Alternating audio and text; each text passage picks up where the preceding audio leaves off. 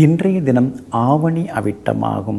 ஆவணி மாதம் அப்படின்னாலே சூரியன் ஆட்சி பெற்று உட்கார்ந்திருக்கிறார். இந்த மாதம் முழுக்க ஆத்மகாரகனாகிய சூரியன் அவர் வீட்டில் சிம்மத்தில் ஆட்சி பெற்று அமர்ந்திருக்கிற நேரத்தில், அதே போல் சந்திரன் பௌர்ணமி திதி இன்றைய தினம் இருக்கிறதுனால முழு சந்திரனாக சந்திர பலம் இன்றைக்கி அதிகமாக இருக்குதுங்க. அப்போது மனோகாரகனாகிய அந்த சந்திரன், சர்வ கலைகளுக்கு அதிபதியாகிய சந்திரன் இன்றைய தினத்தில் முழு பௌர்ணமியாக முழு சக்தியோடு இருக்கிறார். அப்போ சூரியனும் தன்னுடைய சொந்த வீட்டில் ஆட்சி பெற்று உட்கார்ந்திருக்கிறார். அந்த ரெண்டு கிரகங்கள், சூரியன் சந்திரன், இந்த ரெண்டு கிரகங்கள் வலிமையாக இருக்கக்கூடிய இந்த நாளில் தான் பூணூல் அணியக்கூடிய நல்ல நாளாகும். பொதுவாக இன்றைய தினம் சிறப்பாக பூணூல் அணியும் விழா கொண்டாடப்படுகிறது. சிராவண அவிட்டம் அப்படின்னு சொல்லுவாங்க. சிராவணம் அப்படின்னாலே காது, அதாவது செவி வழியாக மந்திரங்களை நாம் ஏற்றுக்கொள்ளுதல். செவி வழியாக ஒரு குருநாதர் அமர்ந்து செவியிலே சில மந்திரங்களை உபதேசிக்கக்கூடிய ஒரு நல்ல நாள் இந்த ஆவணி அவிட்ட நாளாகும். அதனால தான் அது சிராவண அவிட்டம் அப்படின்னு இந்த நாள் சொல்லப்பட்டிருக்கு. திருவள்ளுவர் கூட தன்னுடைய திருக்குறளிலே செல்வத்துள் செல்வம் செவிச்செல்வம் அச்செல்வம் செல்வத்துள் எல்லாம் தலை அப்படின்னு சொல்கிறாரு.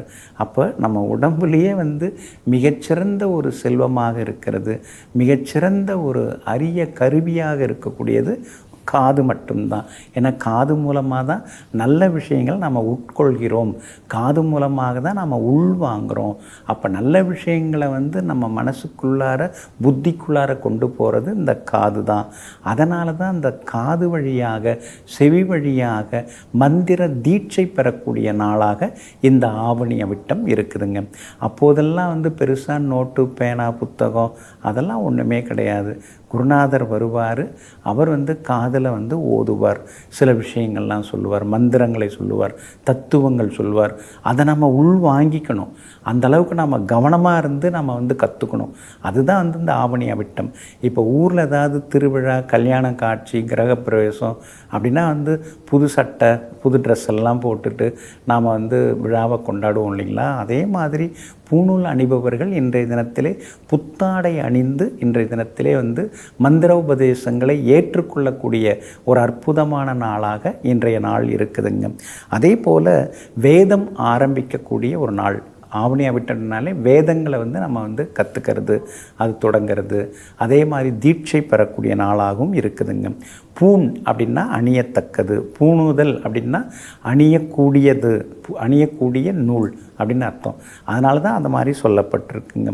முப்புரி நூல் 9 இழைகள் கொண்ட நூல் பெரிய பெரிய ஞானிகள், அதுக்கடுத்து ஆச்சாரியார்கள், சிவாச்சாரியார்கள் இவங்கெல்லாம் அந்த முப்புரி நூல், அந்த 9 இழை கொண்ட நூலை அணிந்து கொள்வாங்க. அதே மாதிரி 6 இழைகள் கொண்ட நூலை கிரகஸ்தன் அப்படின்ற திருமணம் முடிந்தவர்கள் அணிந்து கொள்வாங்க. 3 இழை கொண்ட அந்த நூலை அணிபவர்கள் பிரம்மச்சரியம், திருமணம் ஆகாதவர்கள் அணிந்து கொள்ளக்கூடியதாகும். அதே போல் இன்றைய நாளில் பார்த்திங்கன்னா அந்த பூணூல் அணிவதோடு மட்டும் இல்லாமல் பிரம்ம முடிச்சு அப்படின்னு சொல்லுவாங்க. அது குரு பகவானும் கேதும் தான். முடிச்சு அப்படின்னாலே அங்கே கேது வந்துடுவார். ஆனால் அதே நேரத்தில் பூணூல் அப்படிங்கிறவங்கள அங்கே குரு வந்துடுவார். அந்த பிரம்ம முடிச்சை பிடிச்சிட்டு தான் மந்திர ஜபங்கள்லாம் சொல்லணும். அது மாதிரி சொல்லப்பட்டிருக்கு. அப்போது யஜுர்வேத அடிப்படையில் இன்றைய தினத்தில் பூணூல் அணியக்கூடிய சம்பவங்கள் எல்லாமே நிகழுதுங்க. இது எல்லாமே நம்முடைய மனசை கட்டுப்படுத்துறது, அதே மாதிரி அது நமக்குள்ளார நாம் ஒரு கட்டுப்பாட்டை உருவாக்கி கொள்வது. எது அப்படி இருந்தாலும் பூணூல் அணிவது அப்படின்னாலே சூரியனும் சந்திரனும் வலுத்திருக்கக்கூடிய ஒரு அற்புதமான திருநாளால் இந்த திருநாள்.